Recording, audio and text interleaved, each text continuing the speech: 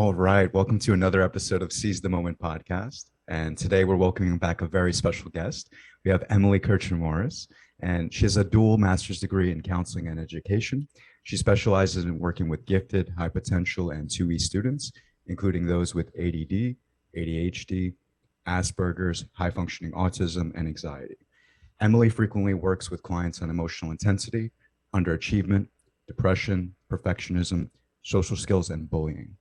She's the founder and president of the Gifted Support Network, a local nonprofit, and host of the Neurodiversity podcast, which can be found on neurodiversitypodcast.com. And her newest book is called Teaching Twice Exceptional Learners in Today's Classroom. Welcome, Emily. Thank you so much for having me. Absolutely. And then, so Emily, to begin with, I mean, what are 2E kids, right? And why do they need a special kind of form of education? Yeah, so twice exceptional is a term that means somebody who both has advanced cognitive ability or cognitive giftedness and has another type of disability. So this can cause a lot of difficulties because sometimes you have the gifts that mask the struggles, and that means that those twice exceptional people don't get identified for what their needs are, and people don't understand why they might be struggling in certain areas, but it's because they don't see all of it. They can compensate with that giftedness. Or the flip side is that their struggles mask their gifts. And then in that case, they're not challenged appropriately. They have kind of this disconnect between what they recognize as their ability and what, and how they're performing in different environments, whether they're students in the classroom or adults in the workplace or at home. There are a lot of different factors that influence that. Yeah. So yeah, when I was a child, I dealt with extreme anxiety, right? And I wonder how would you deal with a student who's exhibiting symptoms of anxiety in order to sort of bring out.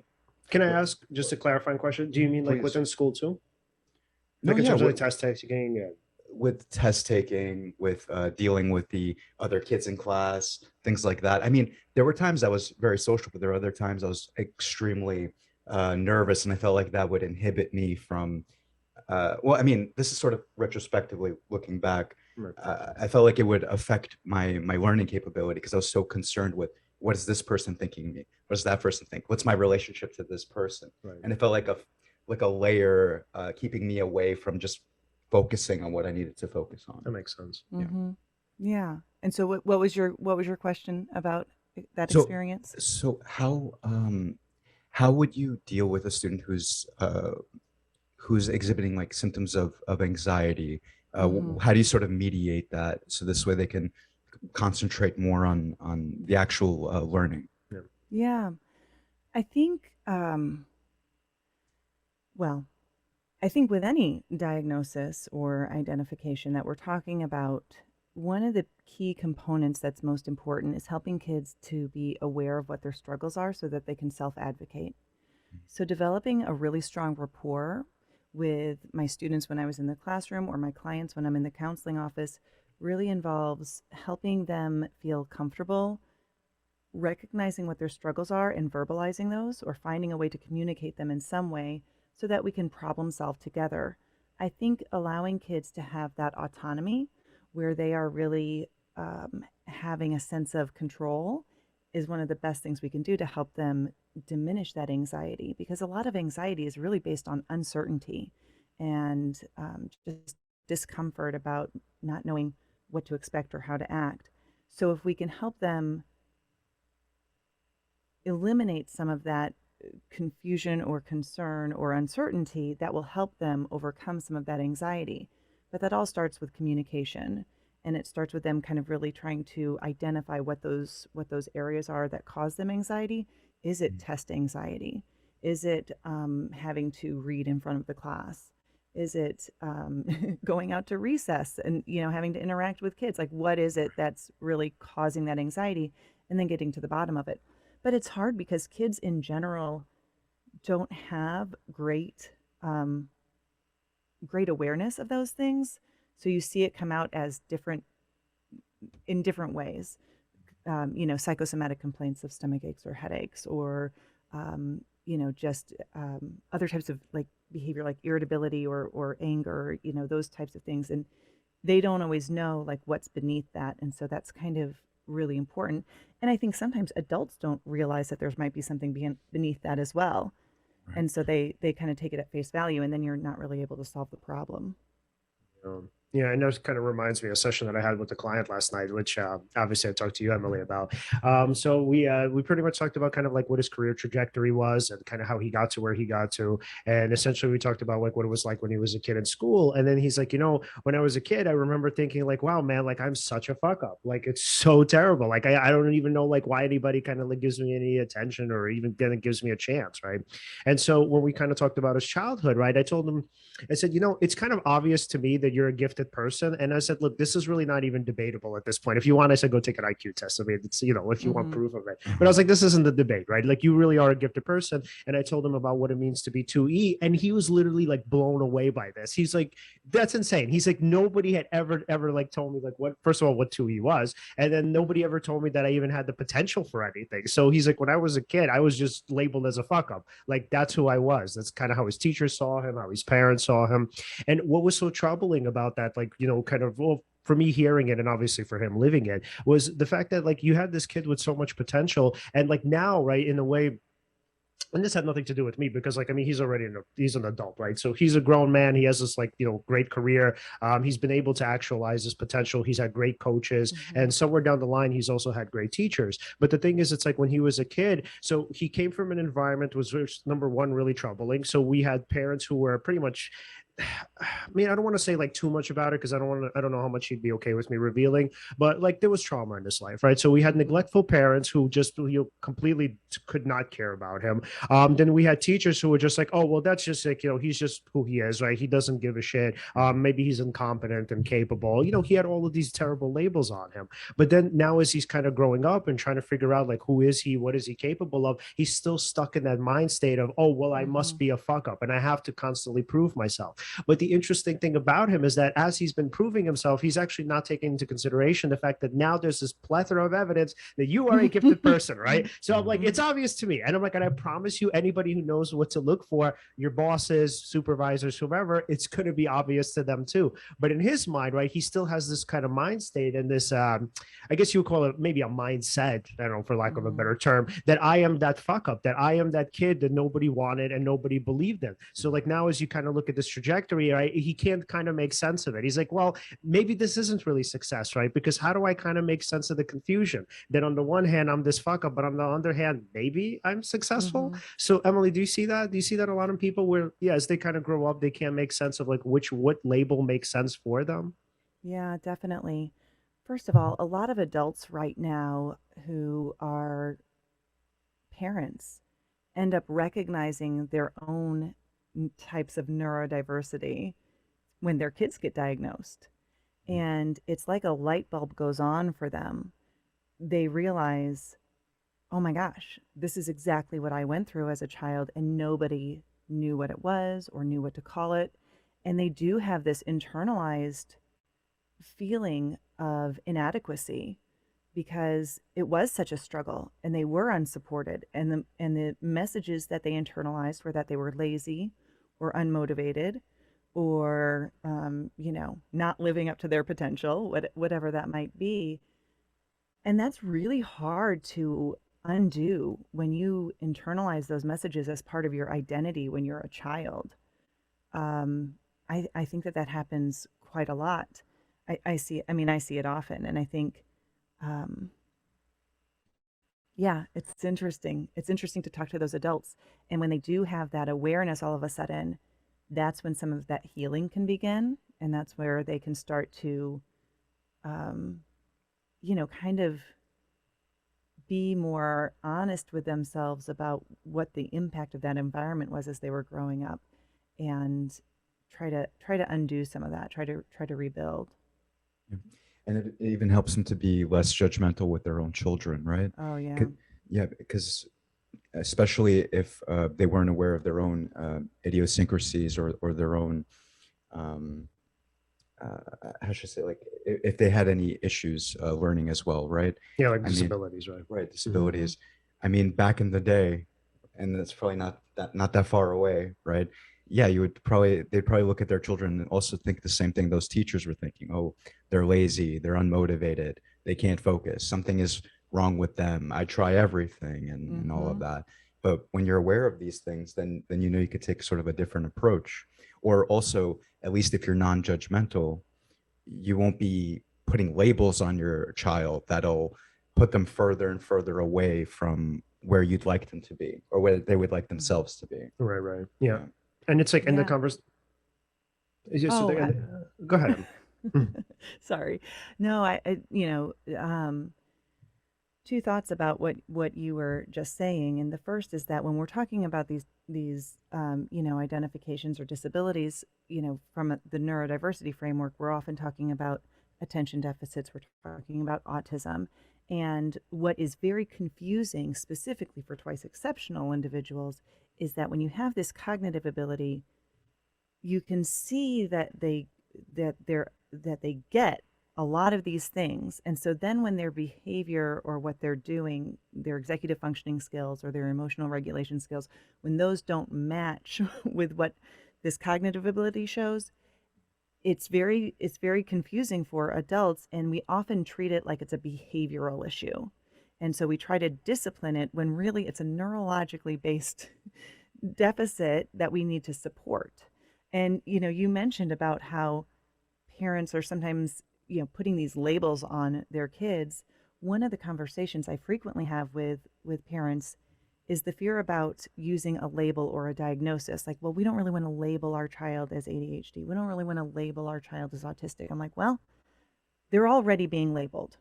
Right. They're being labeled with all. It's like, why don't we just call it what it is so that they don't have all of these negative messages that they're internalized, and they can understand themselves better. They can recognize, well, this is how my brain is wired. I'm dyslexic. I struggle with this, but now I can find the compensatory strategies or the accommodations that will allow me to be successful, as opposed to just thinking like I'm bad or I'm broken or I'm dumb. Right. Makes sense. Yeah, and what I was thinking, like when you guys were talking about that, going back to my client, is that so in terms of like reframing and trying to understand how, on the one hand, how is it that you could have been, let's say, labeled a fuck up as a kid, and then on the other hand, how you could be successful as an adult. I think the best way, maybe for him to understand that, and this is obviously based on the conversation that we had, was for him to kind of reshape and reframe what it actually meant to have been labeled a fuck up. And so Mm-hmm. essentially what I kind of told him, I said, look, I mean, obviously I wasn't a part of your childhood environment. I mean, I didn't know your teachers, I didn't know your parents, but they were wrong. I was like, they were just wrong, right? So they didn't see it, right? So when you Yeah. had, let's say, when it came to his parents, right, they didn't care to see it. They didn't care to figure out like whether or not he was gifted in some way, or just in general, like whether or not he had any particular strengths. Like they were just busy with their own issues and their own kind of mental health struggles. And then when you had his teachers, right, you had these I mean, I'm hesitant to say this because this is also just a part of the context of the time and the era. So it's not necessarily their fault, but they were kind of poorly trained, right? And they didn't really know what to look for. So what they're looking for is results. And they're saying to themselves, okay, well, these are his test grades.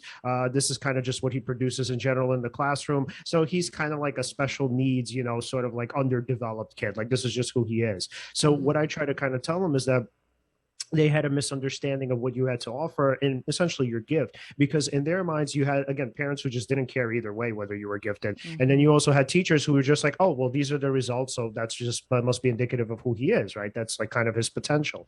And so for him, right, instead of now looking at us like, oh, like I'm a fuck up, or even like I'm worthless or useless, or let's say I have nothing to offer, now he's just kind of like, hopefully, right, I mean, we still have more to Mm-hmm. talk about, but hopefully he's now looking at it as kind of more in the sense of, oh, they just couldn't see what I had to offer, that it's like it was always there and the potential was always there essentially, but they just didn't know what to look for. And obviously with my parents, they just didn't care to see it.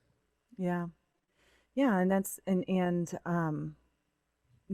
I think about the kids and the adults who are unable to ever really have that awareness, who never necessarily break free of it, because you know how important those self beliefs are.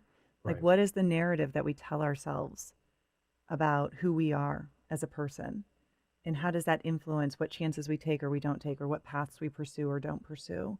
And um, I think having good self awareness is just really important. And then the next step of that is just being able to allow for vulnerability and authenticity and collaboration with the people who can help us, asking for help. But yeah, I mean, and that's obviously, I think, pretty broad across, no matter what somebody's label or non-label is. Yeah. No, for sure. Being self-aware is incredibly important, right? If, for example, you know that you're looking for, this is just one example, if you're looking for proof or evidence of your existing beliefs, if you knew that's something that you do, then you might start to question, well, what are my beliefs? What do I believe about myself? What do I believe about the world? Right. Right. And then take that to another step, right? Like then what directions are my beliefs taking me to? Mm-hmm. And then what other beliefs could I have? Or if I had this other kind of belief, where else could I go? That's also general, but that's Can important. I ask you a personal question? And Sure. obviously, you're not obligated to answer it. Okay. Sure. So since you Okay. since you mentioned struggling with anxiety, right? Did that affect the way you saw yourself as a student, or just in terms of your ability to perform? Well, for me, I gained a little bit more awareness in my early 20s. For example, before I used to just chalk it up to like anything that was wrong. It was just I would get how should I put this? I'm trying to organize this. I would get stuck in the automaticity of my thoughts. I'd be a little bit neurotic and let my mind drag me here, drag me there, and it was very chaotic. But then when I kind of understood that I was kind of following a narrative in my head, that I didn't necessarily have to believe in what it was I was thinking, Right. right? That maybe these thoughts are coming to me automatically. I wouldn't choose to think them. Maybe these are ruminating thoughts. Maybe I should distance myself from this narrative that's going on in my head, and there's a way to do that. Right. Then I started to feel less anxious, started to be able to have better relationships with people, Yeah. stop thinking about what does this person think of me? What do I think of this person? And then kind of try to be a little more non-judgmental. I hear you. Yeah. But just in terms of your anxiety, do you feel like it affected the way you kind of saw your ability or interfere with it? I mean, sure. Yeah. Yeah, sure. I mean, yeah, if I was too worried about how I came off or how well I performed or anything like that, I mean, it just felt like a layer between me and the goal, Right. in a sense. I don't know if that's clear enough. I hear you. Yeah. I hear you. But it sounds like what you're saying is that, like, obviously in some way, just having again, just going back to the concept of 2E, right? Having this disability sort of impacted the way you saw your actually your ability. I mean, I suppose. Yeah, I have to think a bit more about it, to be honest. I hear But yeah, I would venture to think so. Sure. Well, Emily, do you see that often in your practice where so somebody who is struggling with either learning, and I'm assuming the answer is yes, but it's still worth asking. Yeah. Right. If a person does have like ADD kind of anxiety, any particular learning disability, that automatically they inflate, or no, not inflate, conflated with their cognitive ability. And they say, oh, well, I'm just not smart enough. Yeah, it's interesting. I think as you're sitting here talking about anxiety is kind of an interesting, it doesn't, depending on how the anxiety is manifesting and what a person has about their beliefs, just about their cognitive ability in general, it can actually lead to like perfectionism and kind of an like a drive to make sure I always succeed. I have to succeed. I have to do really well. Right. Which is detrimental in its own way, but it's almost like the flip. Like it's not that I'm dumb or can't do this. It's that, well, if I'm smart, I have to always do this, and Right. that has its own its own difficulties. But you were let me just kind of share an example from me growing up. Part of the reason I do this work is because I grew up, twice exceptional. So I was identified for, as gifted when I was in second grade, but I really was struggling in school. And so then when I was in fifth grade, my mom, who was a special educator, had me assessed for ADHD. And I was identified with ADHD when I was in fifth grade. And this was at a time we didn't have that term twice exceptional. That wasn't a thing that people talked about. And also girls were never really diagnosed with ADD at that time. It was just pretty rare to see that. But I also had a lot of anxiety because the ADHD was impacting my ability to function in the classroom. And I had a lot of psychosomatic symptoms. Somebody reminded me of this the other day when I was talking about it. But I used to go to the nurse. And in our building, we had this big this big stairway that went from like where the primary grades were to where the intermediate grades were in the offices and everything. And there were these big windows alongside this hallway. And I just remember having this memory of walking up those stairs to go to the nurse's office and holding my breath so that I could make my temperature go up so that I could leave school. Like, I'm like, if I hold my breath and then she uses the thermometer to put in my mouth to measure my temperature, it's going to be hotter so I can so I can escape. You have to be 2E for that. Hell. Yes. And it's like, I didn't know. But, even knowing that I was ADHD, then as an adult, so I took medication for ADHD, and I got by in school. I did okay. I wasn't great. There were some grades that were harder than others. And by the time I graduated and went to college, I was like, well, I don't really know if that's an accurate diagnosis. I think maybe I'm just kind of anxious and have a lot of thoughts. And I basically went, I don't know, my entire 20s and a good part of my 30s too, medicating and treating and doing therapy for my anxiety and depression and ignoring the component of the ADHD. And then when my youngest son was born afterwards, and it's like, I've got a counseling practice and I've got all of these projects that are going on. And I went and I talked to my doctor and I said, I was diagnosed as ADHD as a kid. What do you think? Should we, would it be worth looking at that or trying some medicine? And finally I went back on my ADHD medication, and it changed my life. It changed my life. I didn't have the awareness of it as a kid. I don't know. I don't really remember what it was like when I was or wasn't on my medicine. School was just always hard for me. But most of my anxiety now is gone because the medication helps me with all those executive functioning skills and the disorganization, which was the source of most of my anxiety. Mm-hmm. But again, it did really impact my beliefs about what I could or couldn't do, and motivation, and being able to properly recognize that and treat it for what it is has really just been, it's just really changed my life. I mean, and that's within the last, 6 or 7 years or whatever. Oh, wow. And that's so just talking about the actual steps, right? In terms of like what your book outlines, how would teaching differ for twice exceptional kids as opposed to obviously people in the other population?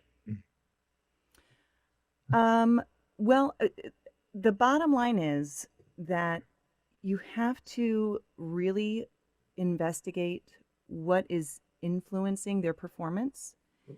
And we want to use their strengths to leverage their difficulties, to build in those areas where they're struggling. So here's an example. I would say there are a lot of things I think that are relevant for most kids when you're working to build an area of weakness, and that is operating from an area of interest, something that they're motivated to learn about, and that's not necessarily specific to twice exceptional kids. Some of the areas where you would see that twice exceptional kids need something different, for example, is that they might need accommodations in a higher level class. So a lot of times, especially in middle school and high school, you might see kids who are placed in like an honors class or an AP class. And a lot of those teachers will say, well, I don't make accommodations in my class because this is an upper level class. I'm not going to, give extended time on tests or on assignments. I'm not going to, provide copies of the notes. But that is, well, honestly, it's illegal because it's discrimination based on a disability according to IDEA. And, but just because, like, let's say a child is dyslexic, well, they should still be able to take an upper level class if they have the cognitive ability to understand it. But why can't we give them an audiobook? Why can't we provide them a copy of the notes from the class? These are just basic accommodations. And I think that's probably more than anything where we see what we need to shift in education to support these students. Not taking a challenging course load is not an accommodation, because then, the kids get bored, they're, frustrated. We need to help kids be challenged across the board. And I think that for twice exceptional kids, the easiest thing often is just to, try to put them in an easier class and say, well, this will be fine. And it's like, it might be easier, but what are they learning? Going back to talking about that perfectionism, one of the reasons I feel like there's a lot of perfectionism in high ability individuals, I don't necessarily think that it is so much that it's just innate. I mean, there might be a component of that, but for people who are in an environment, especially when they're very young and they learn very quickly and they kind of just absorb information, they internalize the message that learning is easy and that they're smart. And this becomes part of that narrative that they tell themselves. Mhm. And so then if they're not challenged appropriately, if they don't learn that struggle, if they're not moving at a pace that is appropriate for how they can internalize the information, they're not going to know how to handle it when they do. So finding appropriate challenge and making sure that kids are in a academically rigorous program while we're also supporting those areas of difficulty is really what's important to help them be successful just later on in life once they leave school as well. Right, I see. So is it that these teachers are thinking, well, this person doesn't deserve accommodations because they're not special, right? It's like they're all, like, all of these students in this class are coming from, like, let's say an equal or on an equal playing field. But the idea is, Mm-hmm. if we're giving this person extended time, that means in some way they're special and they deserve something just for being them, right? Just for the Yeah, person that their essence, even though that's not exactly what the requests are for. right. Well, I think they feel like it's not fair. Right. And I'm like, well, okay, but is it okay? So, you know, we put up a ramp for people who need to use a wheelchair for mobility. We give people glasses if they can't read, like Right. if they can't see, and but we don't give everyone glasses.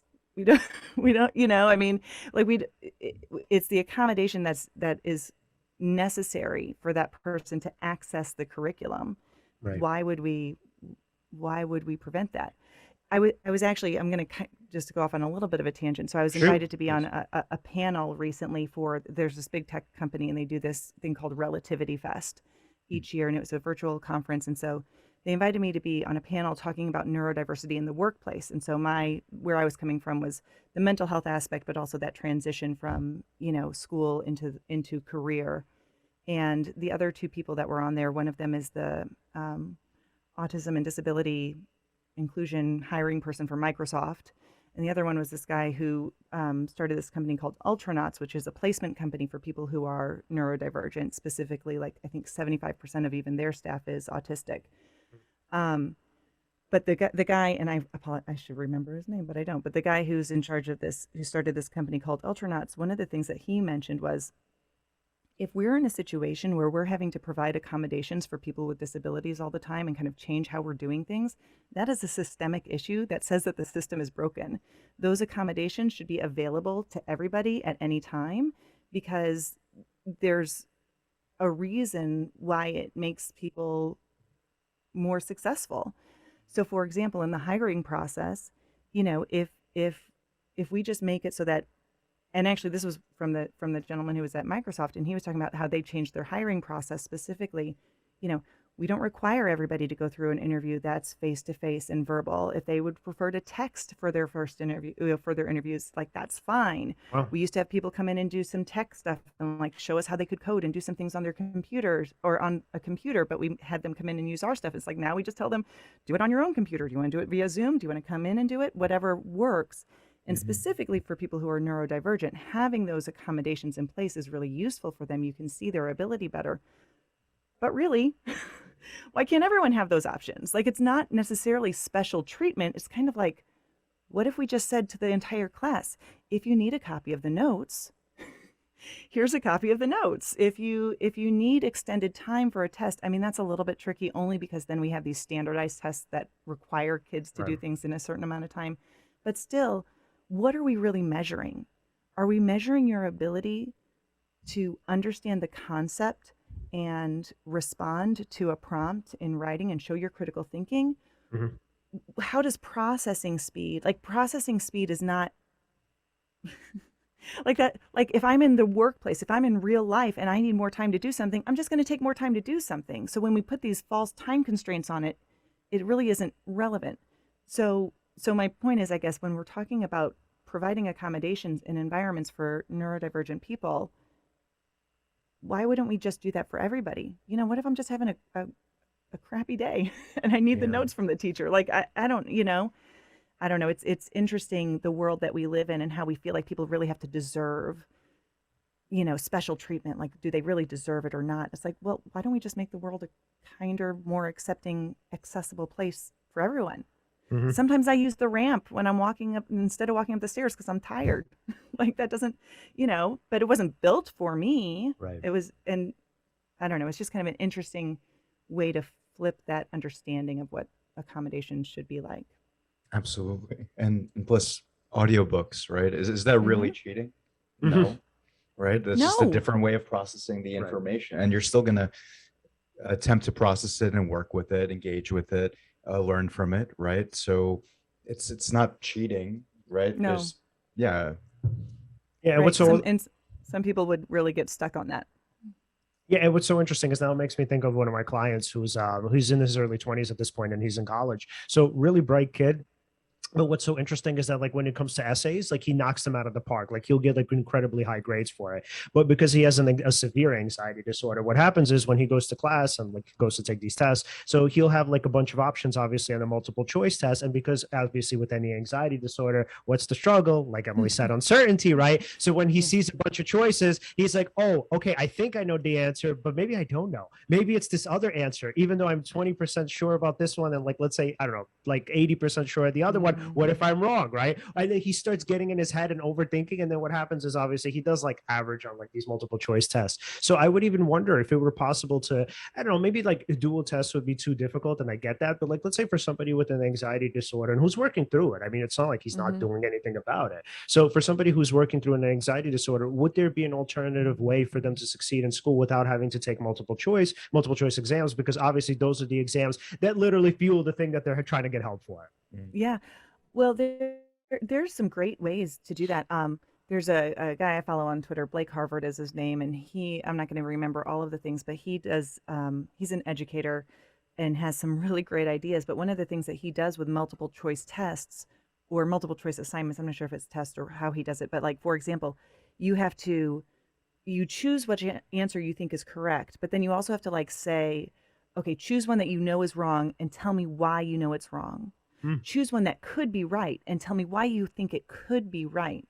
Mhm. So again, so you're having to do some critical thinking about the multiple choice answers. Like, what is it about this particular choice? Why did you choose this answer as the correct answer?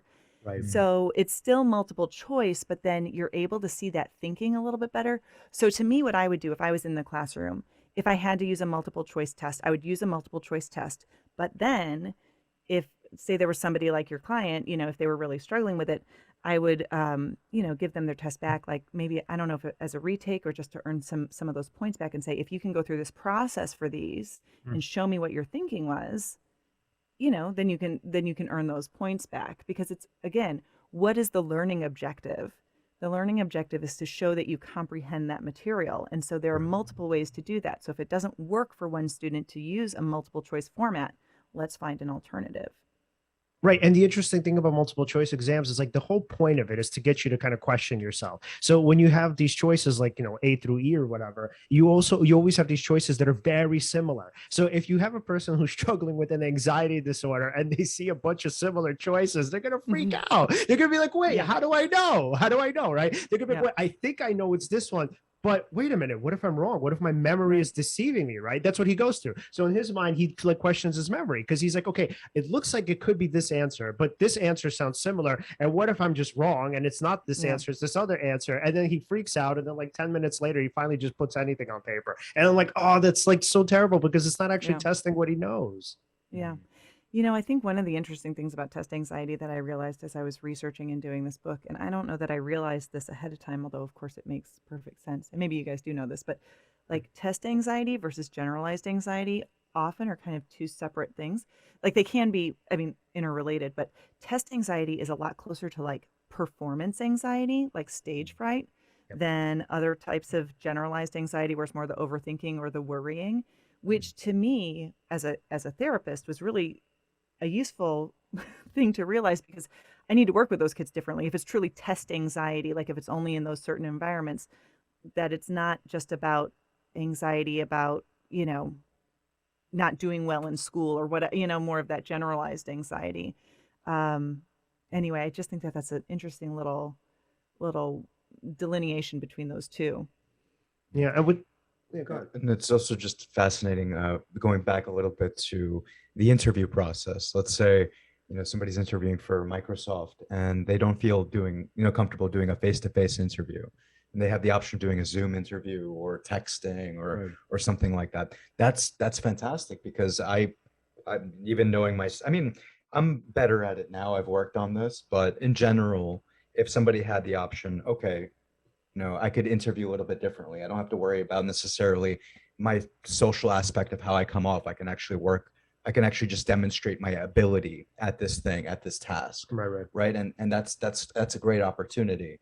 And even for the company that's hiring you, this reminds me of and I don't mean to get too into this because I know it's obviously not the point of the conversation, but when we think of football, right, the New England Patriots head coach Bill Belichick, right? So the reason why he's such a genius is because he's able to spot talent where other people would overlook it. So the thing that makes him so special is that he'll find a person like a player and he'll say, oh, I get it, like this is what you're good at, right? Maybe you won't be able to play, for the vast majority of the 60-minute game. However, you're good for maybe a handful to 8 plays, and those handful to 8 plays could literally decide the game for us. So Right.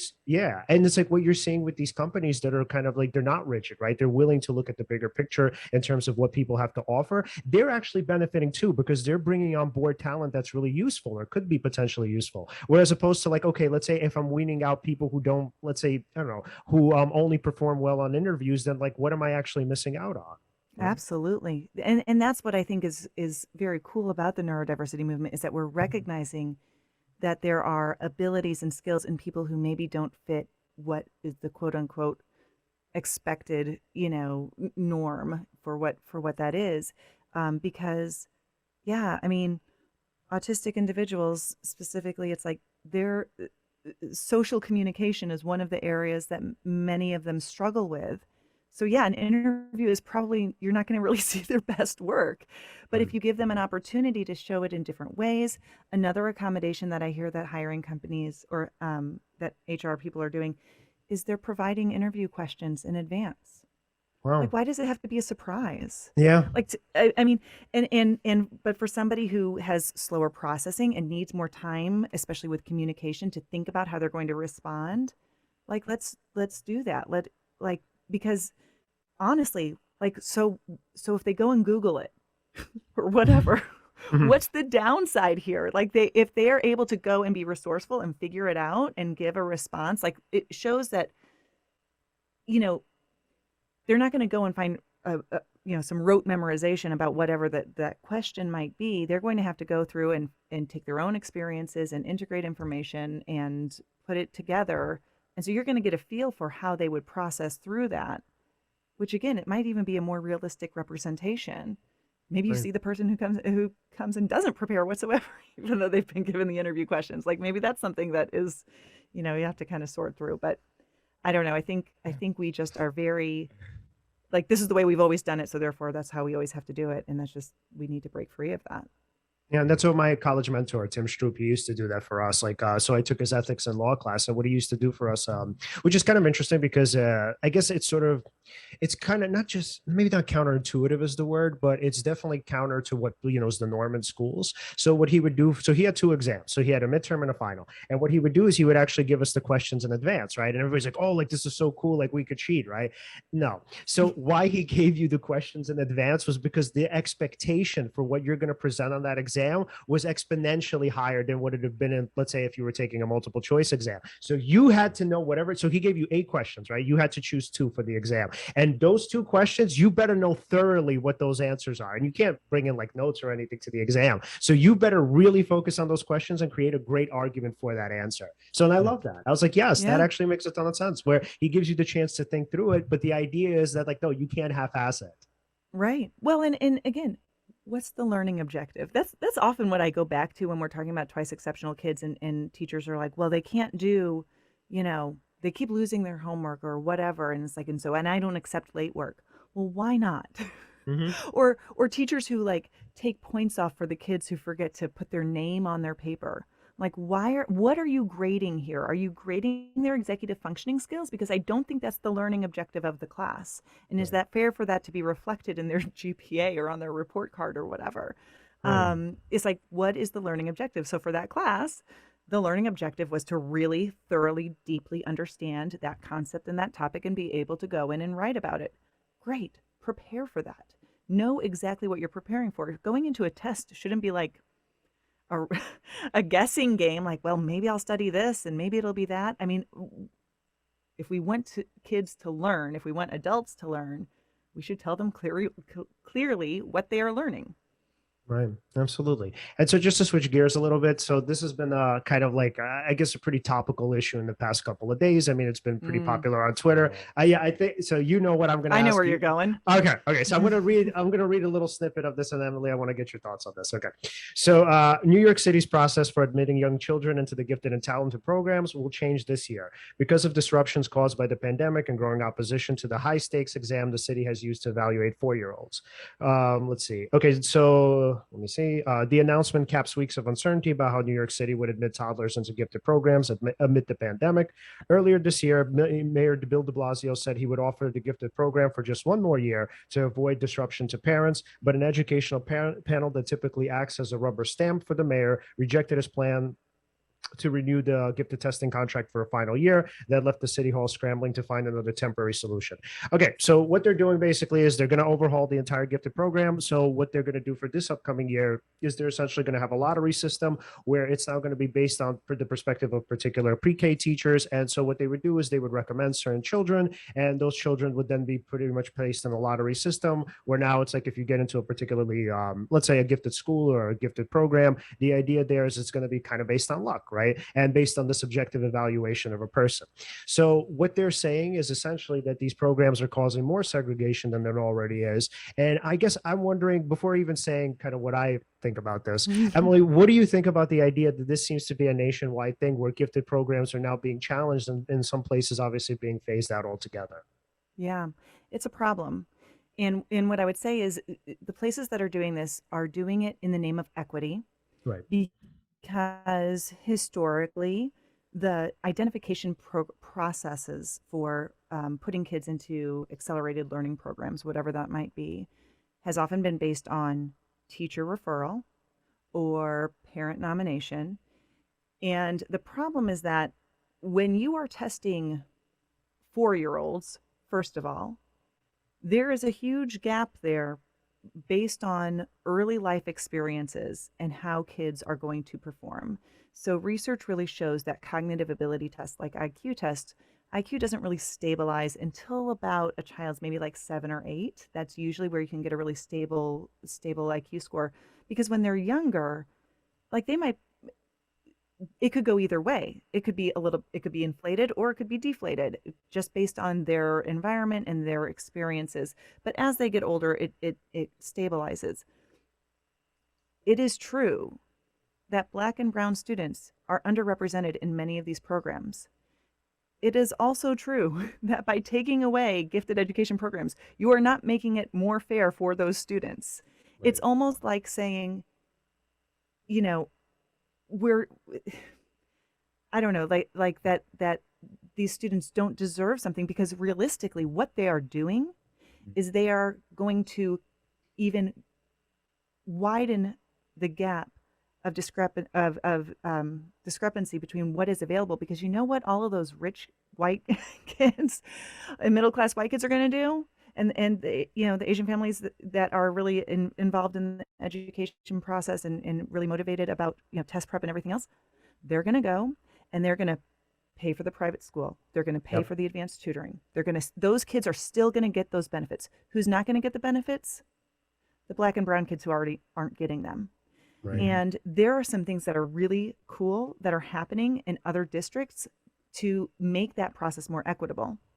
So one of those things is called universal screening, which basically means in a school district at certain grade levels, like say kindergarten, 2nd grade, and 4th grade, or whatever, you test every single student in that district, every single one. They all get the same test to look for those kids who are above and beyond. It eliminates the possibility that a teacher who sees, the Black child in their classroom is interpreting their behavior as disruptive or whatever, right, because it doesn't fit their social expectation. That child might not get referred by that teacher. But if you're just giving a test that's looking at cognitive ability, they're going to have the chance to perform just like everybody else. You have a Right. child who's disabled, who's twice exceptional. That child might not be referred by their teacher. They might not be picked out as the cream of the crop, even based on like classroom grades for a variety of reasons. But if you give a universal test to every student, that's going to pop up. You're going to see them. You're not going to miss those students. Another factor is what's called using local norms. Mm. So basically, one of the difficulties that sometimes programs run into. So I taught in a district here in St. Louis called Hazelwood School District. It's the second largest school district in the area outside of St. Louis Public Schools, and it's a very diverse district. We had a center for our gifted education program, and but the schools, like I was like the teacher representative for two different schools. One of them was 100% on free and reduced lunch, 99% African American. And the other one was a much more just diverse, kind of balanced population. Mhm. We often had kids qualify from this other program. Again, we were not using universal screening at this time. This was probably 10 or 15 years ago.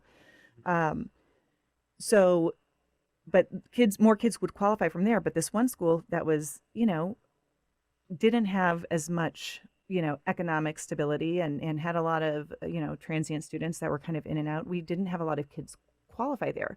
But what local norms says is that you should base how you qualify kids based on how they are performing compared to the same peers that are in their buildings or within their district, because otherwise you're using these nationally normed tests. Mhm. And so, but if you live in a pocket that is economically disadvantaged and doesn't have a lot of opportunities, it's unlikely that you're going to be able to perform as well as another kid. So when you use local norms and you just find the top kids, obviously the top kids in any environment need something more. Right. They need something in addition to the regular curriculum, and that doesn't matter where you are. So that is one way to increase equity and access to these advanced learning programs. Mm. And there are just a lot of really creative, great ways to make sure that kids are getting opportunities. And New York City's plan to just ditch the whole thing, or to have teachers in the classroom trying to teach to like 7 or 8 different levels and differentiate. Yes. It's like, it's unrealistic. It's Yeah. unrealistic. Right. So it's just for our audience to be clear, right? So it seems like the kind of vague outline, because they don't have anything concrete yet, but the vague outline of the enrichment program is that you would have all of these kids together, and then somehow, I'm not really sure this is going to happen, but somehow there's going to be special attention on the gifted kids. So like if they need like an accelerated program, it's somehow still going to be part of the same curriculum, Yeah. but yet In the same not. classroom In with the all same of these other classroom. kids. One teacher's going to be teaching all of these kids and Right. creating all of these lesson plans. And yeah. Right. So Sure. yeah, I'm not really sure exactly what de Blasio was thinking there, right? And then the other thing is that when you're thinking about even so when you're thinking about, I guess, separation and segregation, right? I guess I even wonder what it would be like for the other kids, right? Because in their sense, or in their maybe understanding, they're thinking, I don't know, maybe they don't care, but like let's say if I were on the other end, I'd be thinking like, wow, man, like, so what they're doing to like ease my kind of I guess, like, not struggle, or I don't even know if you call it that, but it's like to manage my own emotions, right? Which, in some sense I should be able to kind of do on my own, or figure out what my own strengths are. We're going to like, kind of diminish these kids, right? In order to make me feel better about myself. Like, in what world is that effective? Mhm. Yeah. No, I agree. I think that,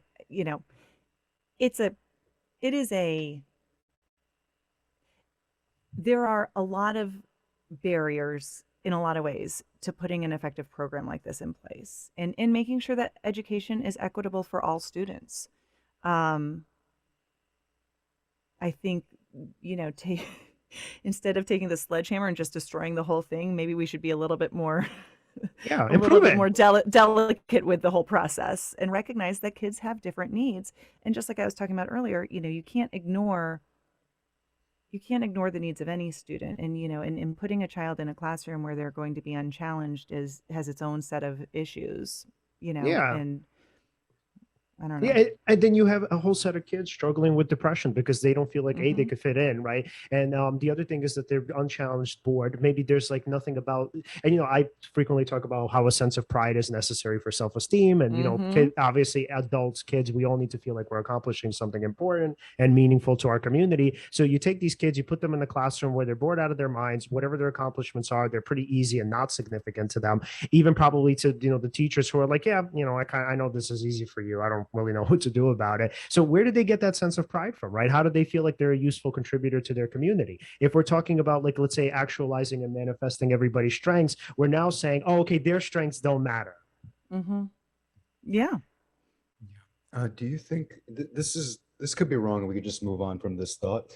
Do you think that it's actually a sort of a capital issue, like a money issue, under the guise of an equity issue?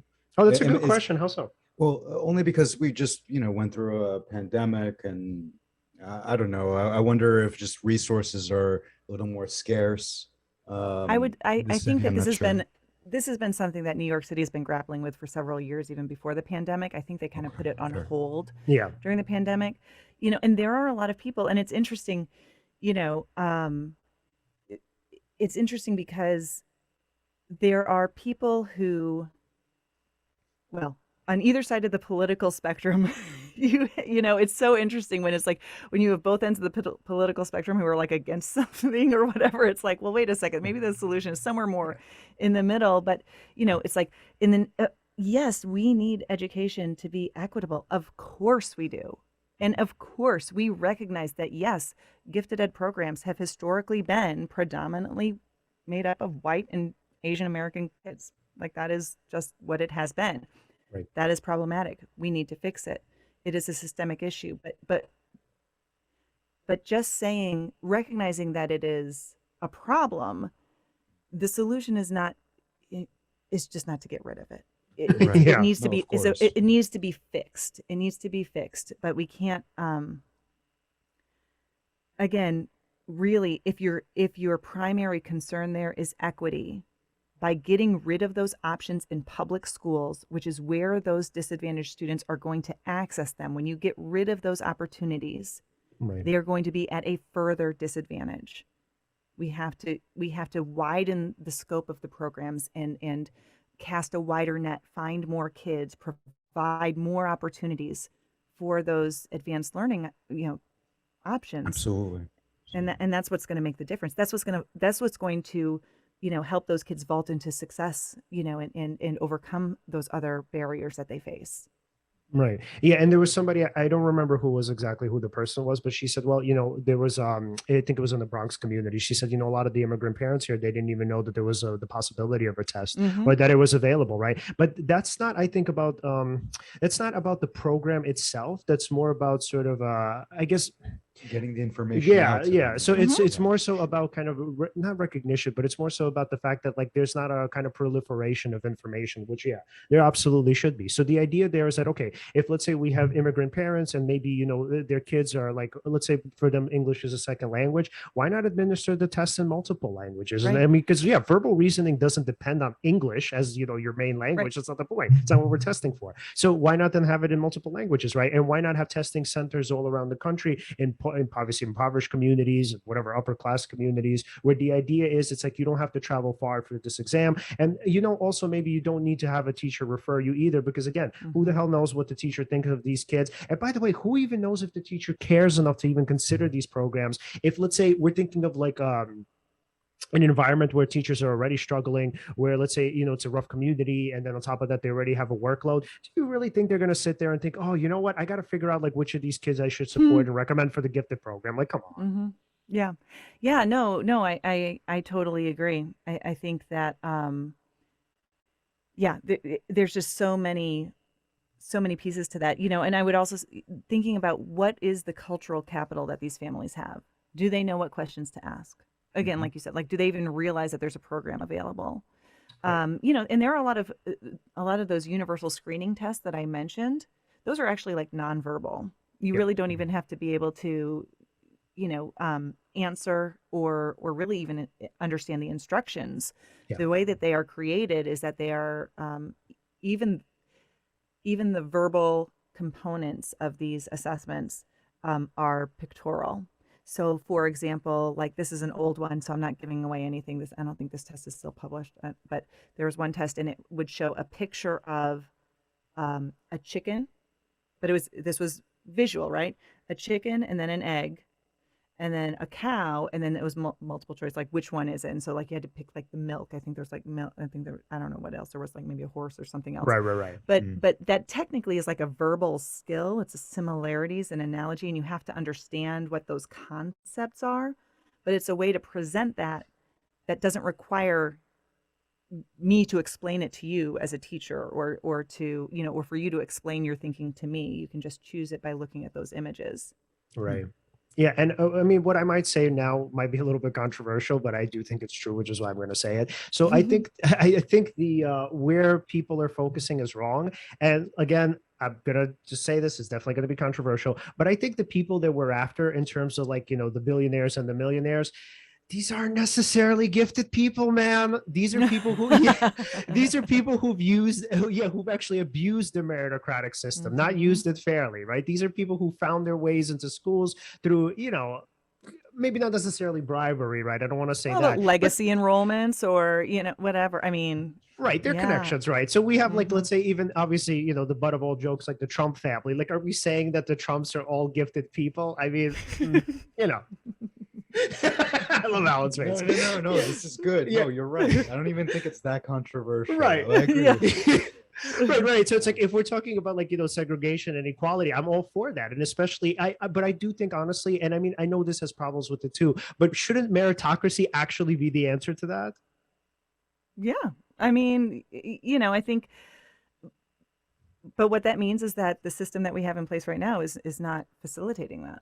You know, I mean, I think that's the whole point. And, but yeah, you're right. I mean, I think there is this disconnect between what sometimes people interpret as intelligence, like what they see on the outside, like you're talking, you know, and, you know, a lot of times, sometimes it's just a lot of luck, you know, I mean, and there are other factors. I mean, I don't know, I guess it's a confluence of factors that influence where somebody ends up, you know, and I think that we can't underestimate all of them. I mean, whether you're talking about personality or ability or just environmental factors, like there are so many pieces that go into that. Right. And sometimes it's just also a little bit of luck.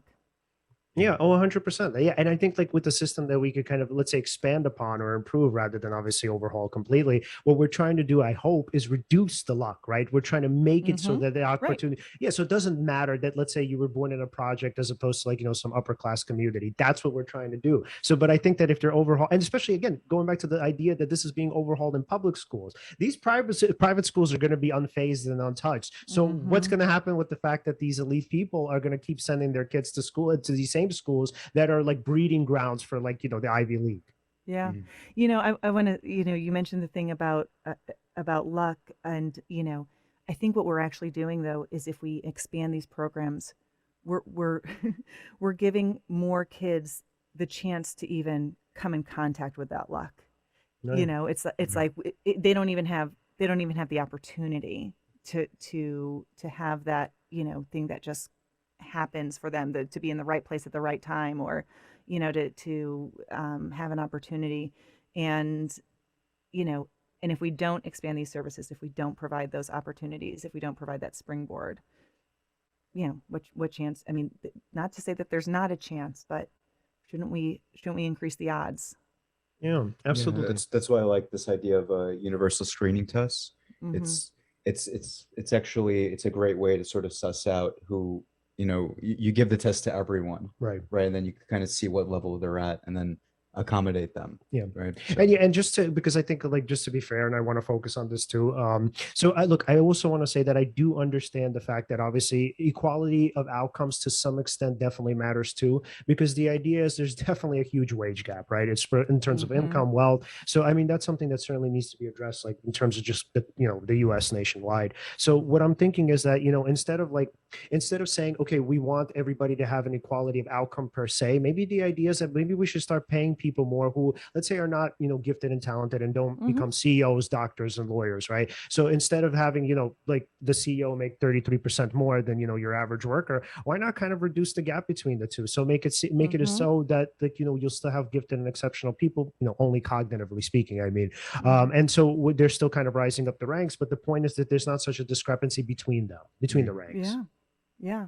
Yeah. I agree. I mean, um, I think that it is important to just kind of rethink all of those pieces. It's interesting too how just this one little piece, like this one little tiny segment of education, like what are we talking about? Like maybe 5 to 10% of the student population, but it is so emblematic of all of these other areas as well. Right, absolutely. And so before we wrap up, Emily, if there's one thing that you, and I know it might be hard to kind of chalk it up to this, but if there's one thing that you wish that people could just, broadly speaking, could take away from your work, what would that be? My mission is to create a more neurodiversity affirming world. And that means that accepting people as they are and allowing them to feel like they don't have to change themselves to be successful or to fit in. Um, and I think that the more we normalize asking for help, recognizing that different people have different needs, um, we will gradually get there. And I think that that is something that I hope that people can, kind of just work towards. I love that. All Yeah. right, Alan, final questions before we go, man. Yeah. If we wanted to follow you and follow your work, where could we find you? I'm on Twitter. You can, that is Emily KM_LPC, or the podcast is at Neurodiverse Pod. And our website for the podcast is neurodiversitypodcast.com. It's awesome. And yeah, and Awesome. just for our audience, definitely check out Emily's podcast. It's literally one of my favorites. Mhm. Oh, thank you. Thank you. Absolutely. Well, All right. I always say Dave makes me sound a lot better than he does all the production stuff. So he Oh, makes the magic happen. yeah. And by the way, man, shout out to Dave. The production quality on your show is stellar, like Yes, phenomenal. thank Mhm. you. Yeah. He's a perfectionist. Yeah. Yeah. So the highlights of it, I guess. Yes, yeah. You're right. Anyway, but yeah, no, thank you very much. I'll pass that along. Absolutely. Thank you so much for coming on. Thank you. Yeah, thank you. All right. That was awesome. Really fun. So, everybody, if you want to follow us, you can follow us at Seize the Moment Podcast on Facebook and on Instagram, and at Seize_podcast on Twitter. Like, subscribe, hit the bell. Usually we say it at the same time. And thank you so much for watching. Guys, buy the book. Again, it's called Teaching Twice Exceptional Learners in Today's Classroom. It's available on Amazon. And you can also find, I believe, links to it on the Neurodiversity Podcast.com website. Mhm. All right. And take care. Thanks for watching.